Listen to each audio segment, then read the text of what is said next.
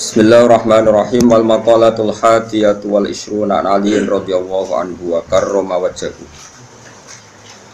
Dewe ngeten kun indallahi khairan nas wa kun indan nasi syarran nas. Kun ana sira indallahi mugi Allah khairun nas iku dadi api-api manusia. Wa kun ana sira indan nafsi menurut urutan nafsu, urutan keinginan iku syarran nas wa la manusia. Wadali kau mengkono kabeh uta al-mazkur min kaunika khairun nas indallah iku kama qala Sayyidi Asy'abul Qadir Al-Jilani qaddasa sirra. Nyatan carane berpikir idala kita nalikane ketemu sira ahad ing suci minan nasi saking manusa ra ayat mengkono ngali sira al-fadla ing keutamaan lagu kedue ahad ale kang ngalahno ing atase sira. Kamu ketemu siapa saja harus berpikir dia lebih baik ketimbang Anda. Wataku lan ucap sira asa menawa payakuna yen to ana sapa wong utawa ana sapa ahad. Inta wa mugi Allah khairan luwih apik mini timbang ingsun wa arfa'alan luwih dhuwur. Asa ayakuna ing tawa khairan wa arfa'alan luwih dhuwur apane darajatan derajat. Fa ing kana mongko lamun ana sapa ahad sagiran cah cilik. Maknane ahad sing laki tahu, ahad yang kamu ketemu. Misalnya kayak ketemu caci lek kul tang ucap sira hadza utawi iki kulam ya'si ora tau durakani sapa hadza Allah ing Allah. Kowe caci lek wa ana utawi ingsun asa itu teman-teman wis maksiat sapa ingsun. Fala syaka mongko wajib apa anahu sak temene sobi ku khairon luwih apik mini dibanding ingsun. Utawa fala syaka mongko ora ana keraguan iku wujud anahu sak temene sobi ku khairon luwih apik mini dibanding ingsun. Wa ing kana lamun ana sapa ahadan sing laki tahu kabiran kutuwa. Kul ta mongko ngucap sira ngene. Hadza utawi iki kukot abada teman-teman nyembah sapa hadza wa ing Allah qablis durunge ingsun. Nah, ketemu caci cilik ora tau maksiat, ketemu wong tuwa anggap ae ibadah luwih akeh. Wa ing kana lamun ana sapa ahad iku aliman iku alim, kulta mongko ngucap sira. Hadza utawi iki kok den paringi sapa hadza. Ma ing perkara lam ablu kang ora tumeka ingsun. Wa nalalan merkule sapa hadza ma ing perkara lam anal kang ora merkule sapa ingsun. Wa alimalan ngerti sapa hadza ma ing perkara jahil tu kang kudu sapa ingsun. Bahwa tehada iku ya'malu nglakoni sapa hadza ilmi iklan ilmine hadza. Wa ing kana lam ana sapa ahad iku jahilan sing bodho kulta moko ngucap sira ngene. Hadza utawi iki aso durakani sapa hadza wa ing Allah bijalan mergo bodho. Wa ana halu ta ingsun aso itu durakani ingsun wa Allah bi ilmin kan ngerti. Ketika orang bodho maksiat kowe muni hadza aso wa bijalan iki maksiat mergo bodho. Wa ana aso itu bi ilmin. Wa ana ta ingsun aso itu durakani ingsun wa Allah bi ilmin kan ilmu. Tawala adri lan orang ngerti sapa ingsun bima klan perkara yuftamu kang den pungkasna apa mali kedue ingsun. Au bima ta klan perkara yuftamu kang den pungkasna apa malahu kedue ahad. Toh kita tidak tahu dia berakhirnya kayak apa. Wa ing kana lamun ana sapa ahadan sing laki tahu kafiran ku kafir. Kulta moko ngucap sira la adri orang ngerti ingsun. Asa menawa-menawa iku ayustima yen to Islam sapa ahad sapa kafir, asa menawa-menawa ayustima yen to Islam sapa kafir. Fayuh tamu kau dan pungkasi sopolahu kedua kafir di khairil amal iklan api-api amal. Fayuh tamu kau dan pungkasi sopolahu kedua kafir di khairil amal iklan api-api amal.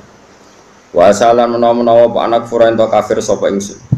Fayuh tamu kau dan pungkasi sopoli kedua ingsun bisuil amali kelawan ele amal. Terus ini cara melawan takabur, cara melawan takabur seperti tadi yang mulai disebut bahwa Syabdul Qadir jalan. Ini kita kitab Bunyah terus di bab di Ihya diulang lagi bab seperti ini hampir semuanya sama ya. Cara ngendikan ulama semuanya seperti ini. Makanya kemungkinan kiai alim jadi garis lurus itu kecil. Tapi buatan masalah garis lurus tengah nur buatan kenal dan saya juga nggak pernah berpolemik. Artinya bergaris lurus begini. Saya ini baca hadis banyak dan dari baca banyak itu ada hal-hal yang memang kita harus ngambil sikap, termasuk sikap tidak ngambil sikap. Saya ulang lagi, sikap tidak ngambil sikap. Misalnya berteman orang fasik itu ya macam-macam. Kita sebagai faqih ya, sebagai orang yang mengkaji fikih itu memang fasik itu dibeda-bedakan ya. Ada fasik yang dia ada sholat subuh, ada sholat zuhur, terus dia mungkin sering zina dengan lonte, dengan macam-macam lonte lah contohnya nggak punya suami. Ini fasik masih kategori fasik pasif, artinya dia fasik tapi hak agamanya masih rendah. ini boleh kamu nggak bersikap tegas.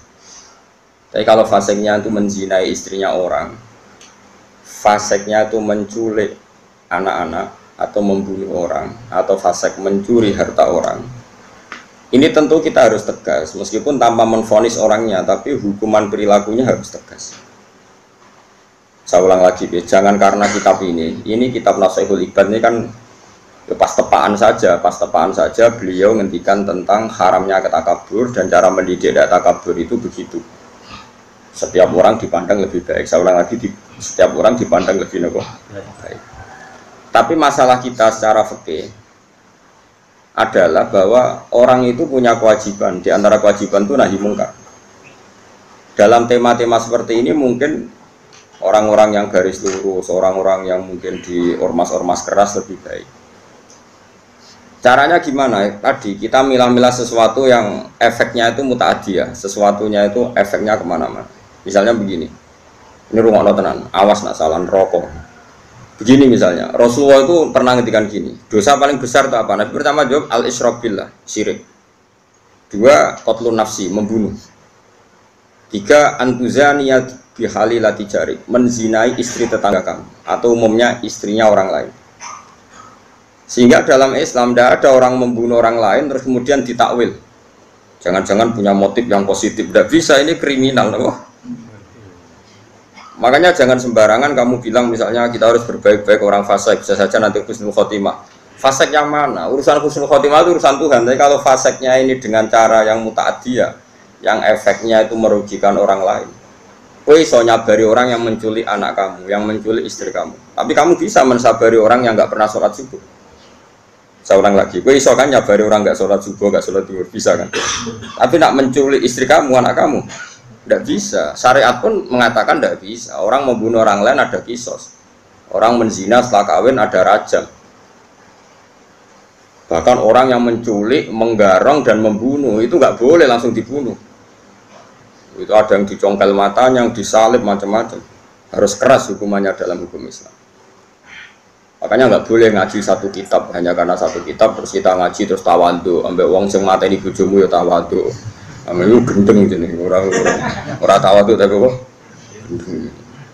jelas ayat iki innama jazaa'ul ladzina yuharibuna Allaha wa rasulahu wa yas'auna fil ardi fasadan ayyuqtalu aw yusallabu, bukan sekedar dibunuh tapi apa? Disalib. Au tuqatta'a aydihim wa arjuluhum min khilafin aw yunfau minal ard. Sebelum disalib tangan kanannya misalnya dipotong, tangan kirinya dipotong, atau selang-seling tangan kirinya dipotong, tangan kanannya dipotong. Autokoto aidihim wa arjuluhum min khilaf. Min khilaf itu di apa? Diselang-seling. Itu hukumannya keras sekali. Begitu juga misalnya maling yang melebihi rubu dinar. Meskipun kita tidak bisa melakukan hukum itu karena kita di negara Pancasila, itu nggak masalah. Kita tidak melakukan itu. Tapi kita tahu kadar emosinya Allah, kadar dukanya Allah dan Rasul. Saya ulang lagi ya. Saya pernah ngomong ini, matur ini di depan kiai-kiai kajian. Jadi begini, maksud saya kenapa saya cerita ini. Kemarin saya juga pas hari apa ini.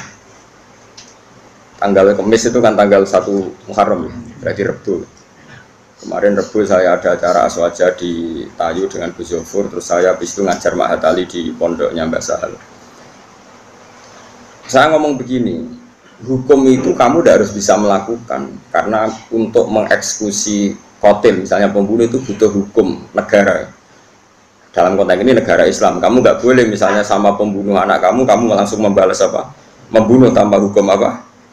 Lewat hukum negara, memang aturannya gitu. Semua sahabat dulu nggak pernah langsung membunuh pembunuh ayahnya, tapi matur Nabi dan lewat pengadilan, lewat keputusan negara. Itu juga orang zina nggak langsung dibunuh, tapi lewat Nabi. Dan terserah Nabi memberi hukuman apa. Tapi hukum pokoknya boleh dirajam. Itu saja saya katakan boleh. Kenapa? Berkali-kali orang ngaku zina sama Nabi kok kena ngipi tok, kok nangkue ngambung tok.